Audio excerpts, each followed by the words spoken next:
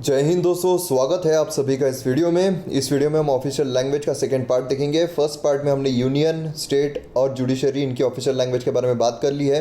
इसमें हम classical language और जो बाकी है कमिटीज़ वगैरह उन सब के बारे में बात करेंगे। आप मुझे फेसबुक पर, इंस्टाग्राम पर फॉलो कर सकते हो। आपकी कोई भी क्वेरीज है आप मैसेज कर सकते हो, और अगर आपको PDF चाहिए तो आप टेलीग्राम पर फॉलो कर सकते हो। लिंक सबके डिस्क्रिप्शन में दी हुई है। तो चलिए शुरू करते हैं। अब मराठी को क्लासिकल लैंग्वेज का दर्जा देने की बात की जा रही है, इसलिए ये जो क्लासिकल लैंग्वेज है ये बहुत इंपॉर्टेंट हो जाता है हमारे प्रीलिम्स पॉइंट ऑफ व्यू से।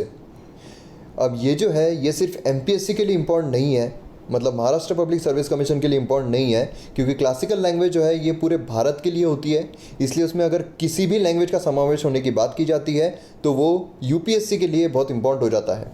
इसलिए ये जो टॉपिक है ये UPSC पॉइंट ऑफ व्यू से बहुत इंपॉर्टेंट है, और इस पर क्वेश्चन जो है वो आ सकता है।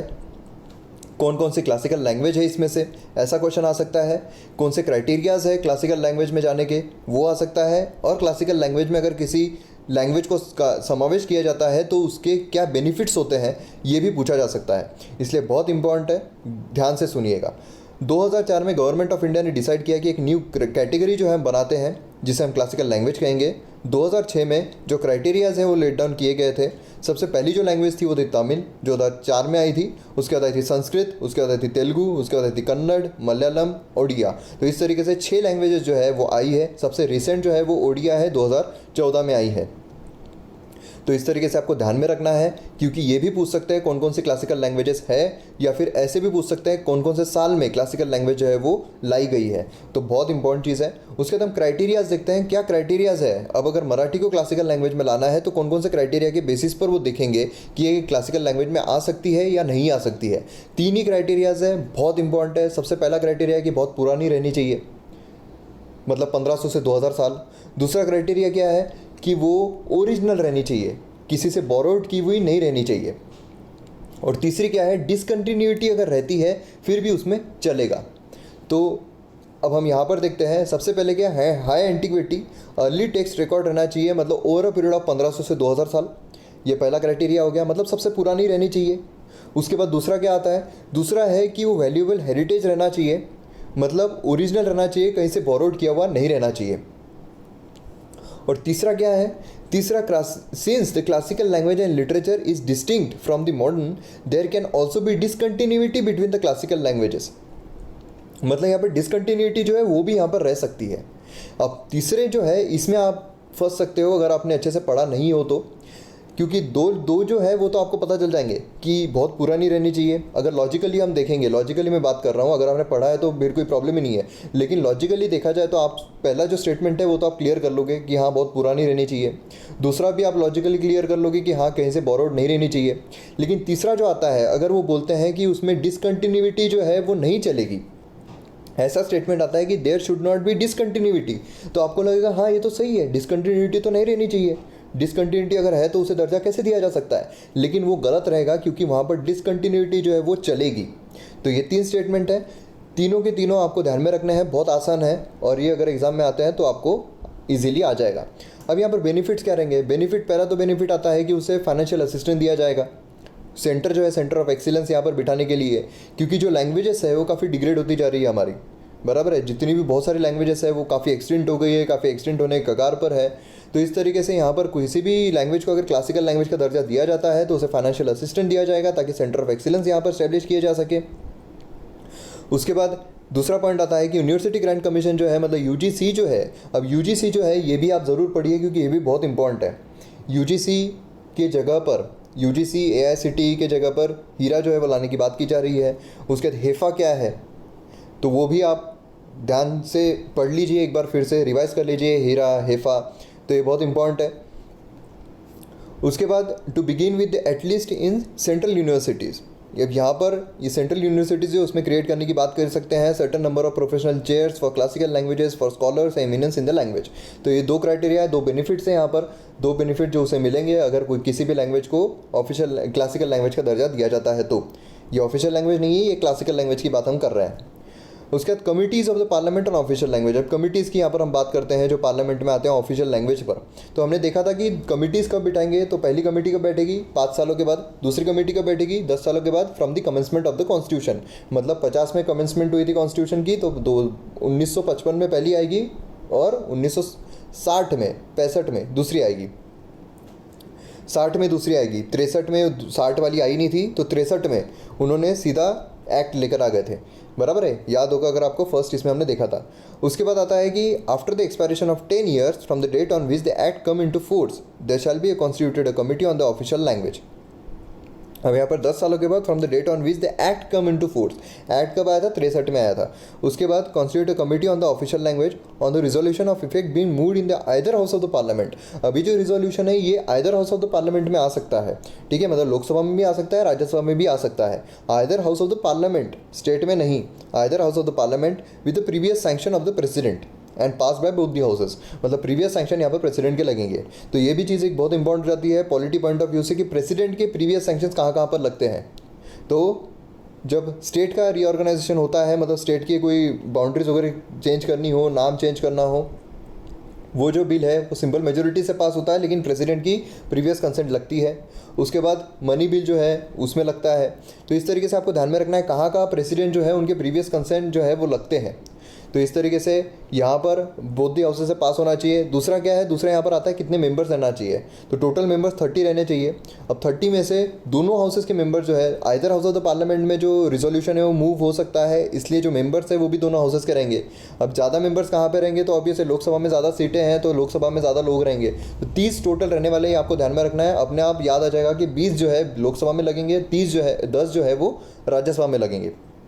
इस तरीके से टोटल 30 लोग यहाँ पर रहेंगे। अब यहाँ पर फोटोज़ के ज़रिए मैं इसलिए बता रहा हूँ ताकि आपको आसानी से याद रहे, क्योंकि जो टेक्स्ट है वो आप भूल सकते हो लेकिन जो फोटोज़ है आप कभी नहीं भूल सकते हो। तो दोनों हाउसेस में आ सकता है रिजोल्यूशन। 20 जो है वो लोकसभा में रहेंगे, 10 जो है वो राज्यसभा में रहेंगे, ऐसे टोटल 30 रहेंगे। और ये जो है ये वोटिंग कैसे रहेगी, सिंगल ट्रांसफरेबल वोट से रहेगी। तो ये 3 चीज़ें बहुत इंपॉर्टेंट है इसमें। उसके बाद it shall be the duty of the committee to review the progress made in the use of Hindi for the official purpose. अब यहाँ पर क्लासिकल लैंग्वेज है वहीं पर छूट गया है। यहाँ पर कमिटी हम बात करें ऑफिशियल लैंग्वेज की, तो यहाँ पर हमने देखा था कि हिंदी को प्रमोट करने की बात की जाएगी। बराबर है, शशि थरूर साहब ने इस तरीके की एग्जस्परेटिंग फराई को इस तरीके की इंग्लिश बोल दी थी, तो उन्होंने सोचा था कि हिंदी को प्रमोट करते हैं। तो हिंदी को प्रमोट करने की यहाँ पर बात की जा रही है। And submit report to the president making recommendations. जो भी रिकमेंडेशंस हमने ये भी लास्ट लेक्चर में देखा हुआ है कि प्रेसिडेंट जो है उनको यहाँ पर रिकमेंडेशंस देंगे। There cause the report to be laid before each house of the parliament send it to it all the state governments. A president may after consideration of the reports and the views express by the state government there on issue directions according to the whole or part of the report. मतलब यहाँ पर president को जब वो देंगे तो president यहाँ पर वो कंसिडर करेंगे रिपोर्ट को, और उसके बाद अपने जो व्यूज़ है वो किसी पार्ट पे या पूरी की पूरी रिपोर्ट पर वहाँ पर वो देंगे। तो रिपोर्ट कब कब आने वाली थी, जो रिपोर्ट्स है वो एक तो 5 सालों के बाद जो कमेंसमेंट ऑफ द कॉन्स्टिट्यूशन, और 10 सालों के बाद from the commencement of the constitution. ठीक है, जो कमेटी आने वाली थी, कमेटी में कितने लोग रहने वाले हैं, 30 लोग रहने वाले हैं। 20 जो है वो लोकसभा से रहने वाले हैं, 10 जो है वो राज्यसभा से रहने वाले हैं। जो रिजोल्यूशन है वो either house of the parliament में पास हो सकता है और दोनों हाउसेस से पास होना चाहिए। उसके बाद सिंगल ट्रांसफरेबल वोट रहने वाला है। ठीक है, अब उसके बाद जो यहाँ पर चेयरमैन है वो कौन रहने वाले हैं, तो जो लोग इसमें से रहने वाले हैं उसी में से एज कन्वेंशन में बात नहीं करना है हमें देखना है कि जो लोग रहने वाले इलेक्टेड जो मेंबर्स है उसमें से एक को चेयरमैन यहाँ पर बना दिया जाता है। अब चेयरमैन जो है कन्वेंशन मतलब जो प्रथा चल रही है, प्रथा के हिसाब से यूनियन होम मिनिस्टर जो है वो चेयर करते हैं मोस्ट प्रोबेबली जो ये कमेटी होती है उसे।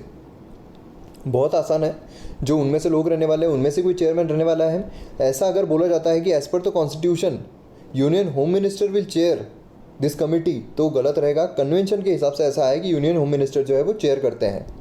उसके बाद वो रिपोर्ट सबमिट करेंगे, उसके बाद वहाँ पर वो सब चीज़ें होगी।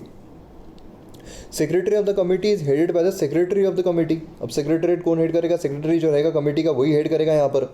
उसके बाद दे extend all required assistance in performing the various activities of the committee for administrative purpose. This office is subordinate office of department of official language ministry of home affairs. तो ये भी चीज़ें आपको ध्यान में रखनी है। ये इतनी इंपॉर्टेंट नहीं है प्रीलिम्स पॉइंट ऑफ व्यू से, जो बहुत ज़्यादा इंपॉर्टेंट है वो क्या है, वो एक तो ये है क्लासिकल लैंग्वेज के बारे में सब कुछ बहुत ज़्यादा इंपॉर्टेंट है। मतलब 2018 की जो यूपीएससी प्री है उसके लिए, और जो बाकी की यूपीएससी आने वाली है उसके लिए तो सारा का सारा इंपॉर्टेंट रहने वाला है। मतलब जो 2019 में दे रहे हैं उनके लिए सब कुछ इंपॉर्टेंट है, 2020 में 2021 में जो दे रहे हैं उनके लिए सब कुछ इंपॉर्टेंट है ये। लेकिन जो 2018 में दे रहे हैं उनके लिए क्लासिकल लैंग्वेज बहुत ज़्यादा इंपॉर्टेंट है, और उसके बाद जो जुडिशरी उनके ऑफिशियल लैंग्वेज वो भी ज़्यादा इंपॉर्टेंट होगी यहाँ पर। अब यहाँ पर यूएन की ऑफिशियल लैंग्वेज ये भी बहुत इंपॉर्टेंट रोल प्ले करती है।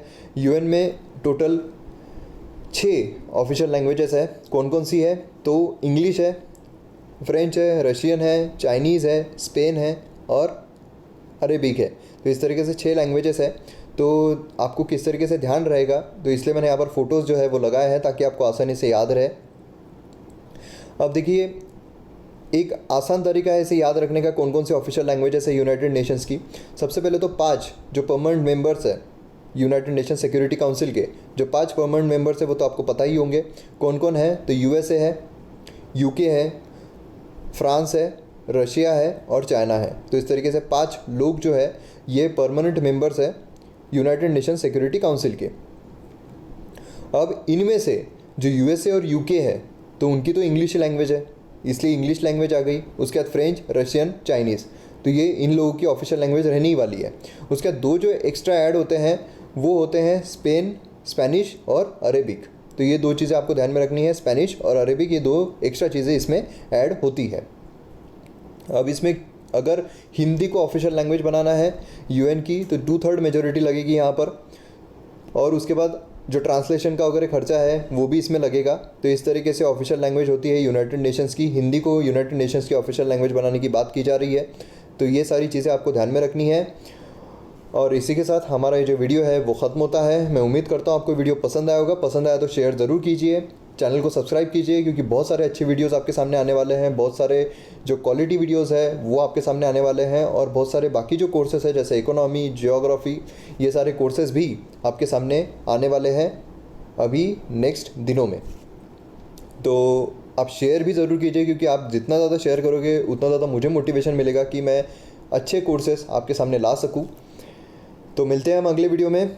जय Hind and all the best for your exam.